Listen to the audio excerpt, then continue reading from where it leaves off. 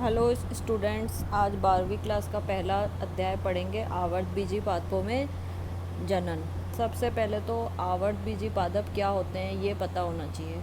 वे पौधे जिनके बीज जो हैं फलों के द्वारा ढके रहते हैं, अर्थात बीजों पर एक आवरण होता है फलों का, और अनावर्तबीजी का अर्थ है बीजों पर फलों का आवरण नहीं होना।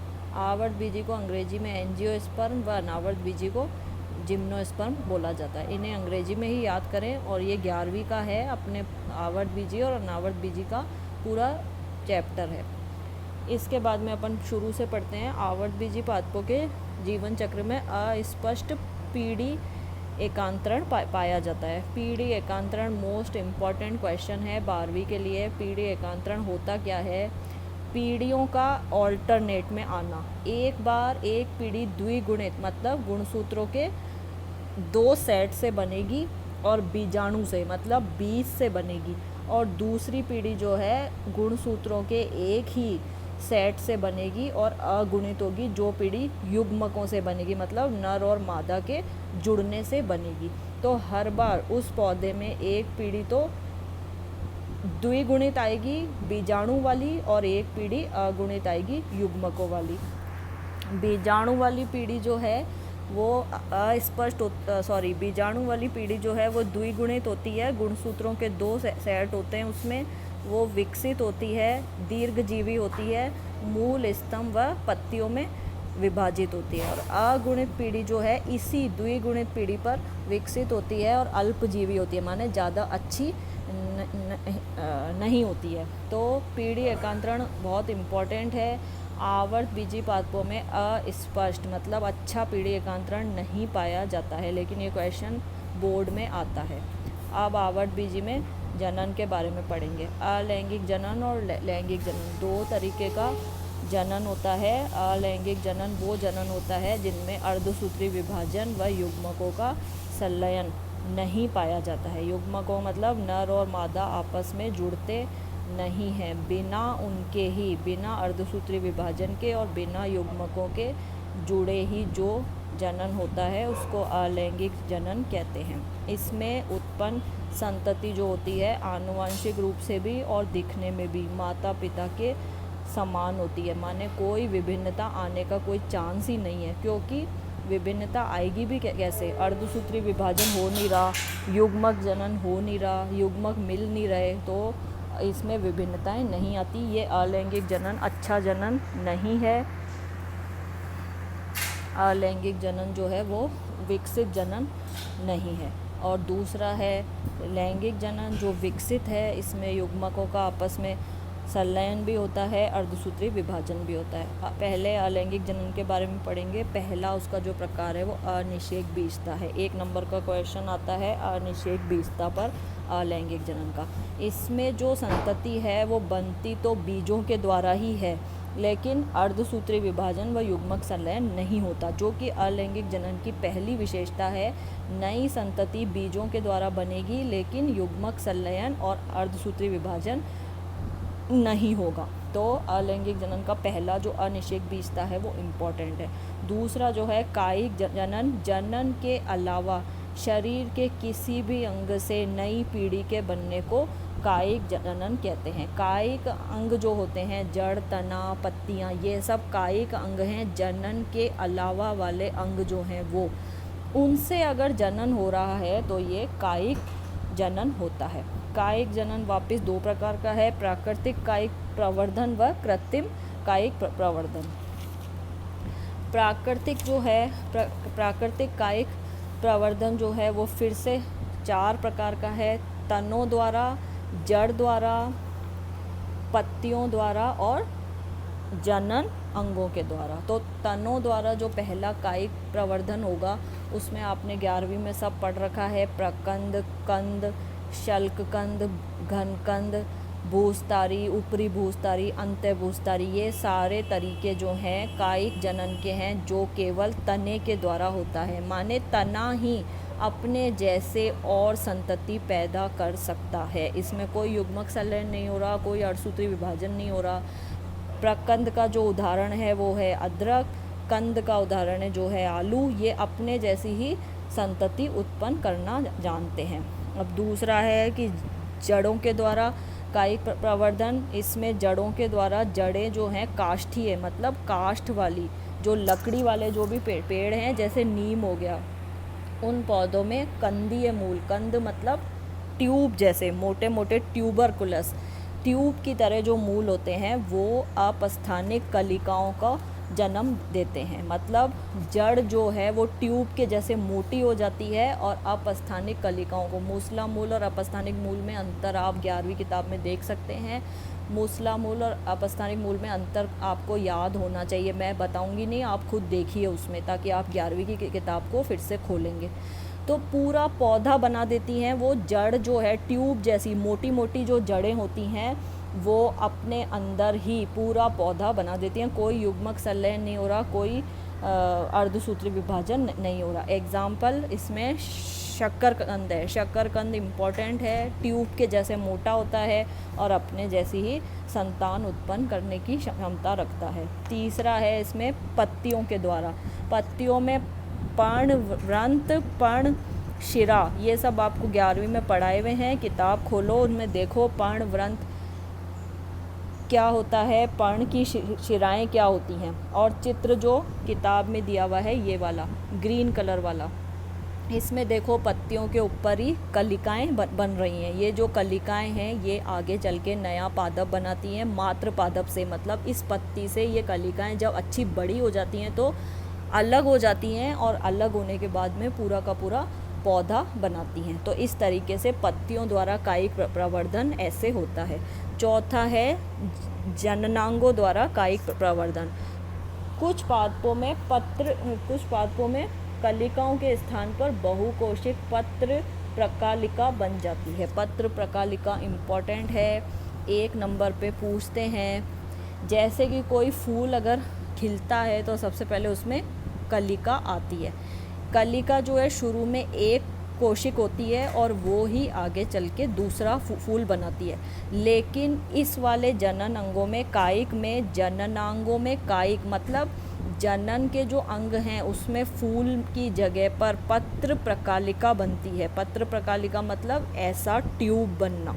ये देखो, ये गोला जो बीच में पत्र प्रकालिका जो नाम दिया हुआ है वो, ये बड़ी हो जाती है और ये बड़ी होकर मोटी हो जाती है और मोटी होकर नया पादप बनाती है। तो पत्र प्रकालिका 1 नंबर में पूछते हैं। एग्जाम्पल सबके याद होने चाहिए। कहीं भी कुछ भी समझ में नहीं आया तो आप मेरे से वापस वीडियो के दौरान पूछ सकते हो या फिर आप मुझे पर्सनल पे मैसेज कर देना। इन सभी के डायग्राम आपको देखने पड़ेंगे, डायग्राम देखोगे तो ही कुछ समझ में आएगा। अब दूसरा है कृत्रिम कायिक प्रवर्धन। कृत्रिम जो है वो मनुष्य द्वारा बनाया गया है, मानव द्वारा निर्मित विधियां हैं और इनसे वाणिज्यिक उत्पादन होता है। इसमें पहला है कर्तन। कर्तन मतलब काटना। इसमें स्तंभ कर्तन है, मूल कर्तन है। 2 टाइप के हैं। स्तंभ कर्तन में इस विधि में पौधे स्तंभ के छोटे छोटे टुकड़ों को काट कर ज़मीन में रोप दिया जाता है। गुलाब इसका बहुत आराम से एग्जाम्पल है, आप भी घर पे करते ही होंगे। कल में काट के गुलाब की और उसको मिट्टी में रोप दोगे तो वो नया पौधा बना देंगी। दूसरा है मूल कर्तन, मतलब मूल के द्वारा, मतलब मूल कर्तन के अंतर्गत मूल के टुकड़ों को सामान्यतः ऊर्ध्व स्थिति में लंबाई में लगाया जाता है ताकि शीर्ष पर उपस्थित अपस्थानिक कलिकाएं जो हैं वो प्रस्फुटित हो सके। तो ये भी वही स्थिति है, वही तरीका है मूल कर्तन का भी। जड़ को मिट्टी में, एक पौधे की जड़ को निकाल के दूसरी मिट्टी में रोप दिया जाता है और सीधा लंबाई में, जड़ें हमेशा क्षैतिज होती हैं, इसमें लंबाई में लगाया जाता है और अपस्थानिक कलिकाएं जो हैं वो प्रस्फुटित हो जाती हैं। दूसरा जो है इसमें है दाब लगाना। ये भी कायिक प्रवर्धन का ही दूसरा प्रकार है। इसमें स्तंभ अथवा शाखा को जो जिस पर वो है उससे बिना अलग करे ही दाब लगाया जाता है ताकि नीचे की तरफ वो जाए और नया पादप जो है वो पैदा हो जाए। इस विधि में पहली विधि है टीला दाब।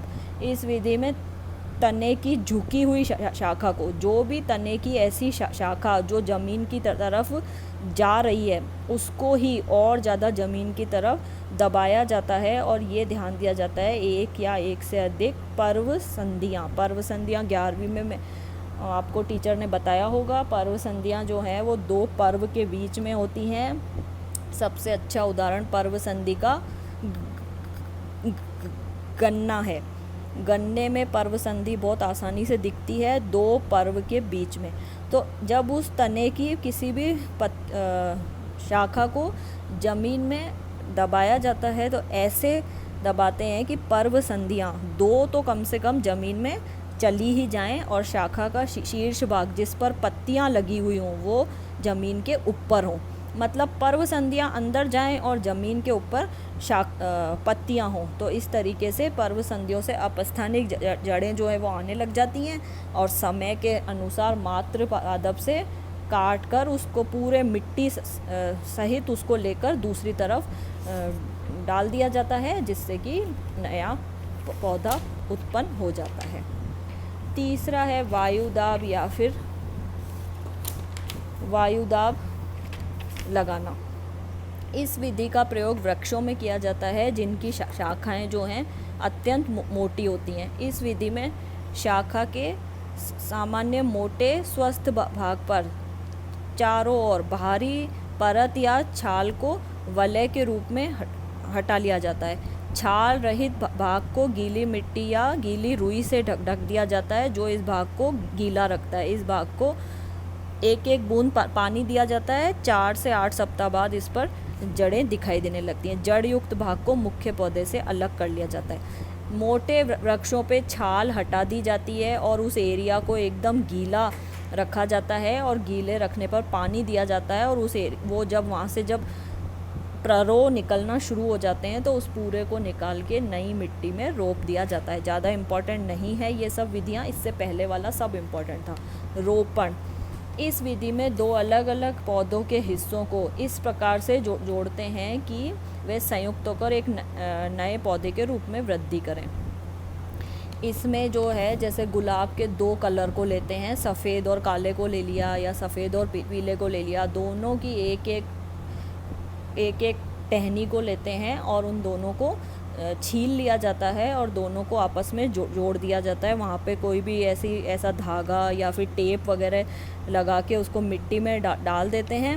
ऐसा जोड़ा जाता है कि दोनों की एधा आपने 11वीं में पढ़ा है, कैम्बियम, वापस किताब खोलना और पढ़ना। दोनों की एधा जो है जुड़ी रहें, दोनों के जाइलम आपस में अटैच रहें ताकि खाना पीना मिलता रहे, फ्लोएम एक दूसरे से अटैच रहें।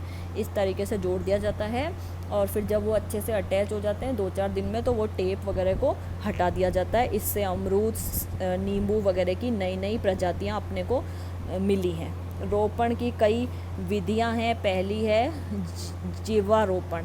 इस प्रकार की ग्राफ्टिंग में स्कंद एवं कलम समान मोटाई वाले, माने 2 कलिकाएं, 2 जो आप पौधों की रोपण के लिए टहनियाँ ले रहे हो, दोनों बराबर मोटाई की होनी चाहिए ताकि एक से दूसरे में स्पेस नहीं हो। दोनों को 5 से 8 सेंटीमीटर का चीरा लगाया जाता है वी शेप में। कलम को इस प्रकार चीरा लगाते हैं कि वो स्कंद में आराम से आ जाए, जैसा कि चित्र में दिखाया है। दोनों में ऐसे चीरे लगाते हैं कि दोनों एक दूसरे से अटैच हो जाएं और इसको कस के बांध देते हैं। कस के बांधने पे एधा एक दूसरे के संपर्क में रहती हैं। दूसरा है वेज ग्राफ्टिंग। इसमें स्कंद व कलम का जो व्यास है, गोलाई जो है वो बिल्कुल बराबर रहती है। स्कंद में वी आकार का चीरा लगाते हैं जबकि कलम में वेज के आकार का चीरा लगाया जाता है। इन दोनों को भी जोड़ के बांध दिया जाता है। ये सब एक ही जैसी हैं। इस तीसरा जो है इसमें स्कंद की मोटाई कलम से कई गुना अधिक होती है। इस प्रकार एक ही स्कंद पर कई कलमें रोपित की जा सकती हैं, जैसा कि चित्र में ये दिखाया हुआ है। नीचे वाला मोटा है और ऊपर वाले पतले हैं। एक ही स्कंद में बहुत सारी कलमों को रोपा जाता है, तो खास इम्पोर्टेंट नहीं है। कलिका रोपण, इस विधि में एक कलिका का रोपण किया जाता है। स्कंद की छाल में टी आकार का चीरा लगाकर उसमें कलम की कलिका को रोपित कर दिया जाता है। टी आकार का चीरा लगाते हैं और उसमें दूसरी कलिका को रोप देते हैं। इस तरीके से कस के बांध देते हैं। कुल मिला के 2 कलमों को कस के बांधना है। कैसे भी बांधो, एधा एक दूसरे के संपर्क में रहनी चाहिए, जाइलम फ्लोएम एक दूसरे के संपर्क में रहना चाहिए। इस तरीके से अलैंगिक जनन पूरा होता है। इसमें से अस्पष्ट पीढ़ी एकांतरण मोस्ट इम्पॉर्टेंट, अनिषेक जनन की परिभाषा मोस्ट इम्पॉर्टेंट, आवर्त और अनावर्त बीजी में अंतर जो कि 11वीं में आपने पढ़ा है। बाकी इस पार्ट में कुछ खास नहीं है। इसके बाद में है लैंगिक जनन। लैंगिक जनन हमेशा पुष्पों के द्वारा होता है। पुष्प एक सीमित वृद्धि करने वाला रूपांतरित प्ररोह है। प्ररोह मतलब जिससे शुरुआत होती है किसी भी पौधे की। पुष्प पर एक व्रंत लगा रहता है जिसे पुष्प व्रंत कहते हैं। 11वीं में आपने पढ़ा है। पुष्प व्रंत का शीर्ष भाग चौड़ा होकर पुष्पासन कहलाता है। 11वीं में पढ़ा है। किसी फूल को देखकर ये सब समझाना ज़्यादा आसान होता है। फूल के बारे में आपने 11वीं में अच्छे से पढ़ा है। पुष्प में मुख्यतः 4 हिस्से होते हैं, बाह्य दलपुंज, पुमंग और जायांग। चारों आपने 11वीं में पढ़े हैं, मैंने ही पढ़ाए थे। 10वीं वालों को भी बताए थे पिछले साल। बाह्य दलपुंज सबसे बाहरी चक्र होता है, अधिकतर ग्रीन होता है। दलपुंज जो है वो अंदर का चक्र होता है, लाल रंग का या जो भी फूल का रंग है। पुमंग जो है वो मेल ऑर्गन है जिससे संतति उत्पन्न होती है। एक सदस्य उसका पुंकेसर कहलाता है। जायांग जो है सबसे भीतरी चक्र है, ये मादा है, स्वयं अंडकों से बनती है। अंडक जो है अंडाशय के अंदर होते हैं। वर्तिका और वर्तिकाग्र इसका मेन भाग है। अगर ये सब हिस्से हैं तो पुष्प को पूर्ण पुष्प बोलेंगे, अगर सब हिस्से नहीं है तो अपूर्ण पुष्प बोलेंगे। बाह्य दलपुंज व दलपुंज जो हैं वो जनन में सहायक नहीं हैं, केवल पुष्प के सहायक अंग हैं। जबकि पुमंग व जायांग जो हैं वो जनन में प्रत्यक्ष रूप से भाग लेते हैं। इन्हें आवश्यक अंग बोला जाता है। पुष्प की ये स्ट्रक्चर मोस्ट इम्पॉर्टेंट। पुष्प के विभिन्न भाग की अनुदैर्घ्य काट, ये फूल देख के समझाना ज़्यादा इजी होगा। 11वीं के में मैडम ने आपको बताया होगा। दलपुंज, बाह्य दलपुंज, पुमंग, जायांग, अंडाशय वगैरह आपने फूल का डिसेक्शन भी किया होगा। तो ये सब चीज़ें इम्पोर्टेंट नहीं किया तो इस साल करवा देंगे, जो भी आपको प्रैक्टिकल करवाएंगे। ये पार्ट पूरा होता है। कोई भी समस्या हो मुझसे पूछिए, मैं बताऊंगी।